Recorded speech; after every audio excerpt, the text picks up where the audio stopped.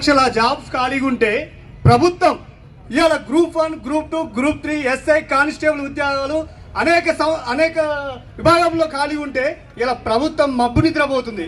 అంటే నిరుద్యోగులు లైబ్రరీకే పరిమితం అనుకుంటున్నారు. నిరుద్యోగులు తలుచుకుంటే ప్రభుత్వం కూలిపోయింది, పడిపోయింది, లేపుతాం.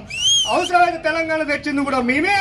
ఏ ప్రభుత్వానికైనా సపోర్ట్ చేసినా ఇలా నిరుద్యోగులు అందరం కలిసి మేము నమ్మి మిమ్మల్ని గెలిపించుకున్నాం. ఇలా మళ్ళీ మీ నిరుద్యోగులు అందరం కలుసుకుంటే మిమ్మల్ని పాతాలకు తొక్కుతాం. ఖబర్దార్ గుర్తుపెట్టుకో. మాకు కావాల్సింది ఒక్కటే, ఇక్కడ ఏం కాదు జాబ్ కానీ మేము బదిలాడుతున్నాం, మొత్తుకుంటున్నాం.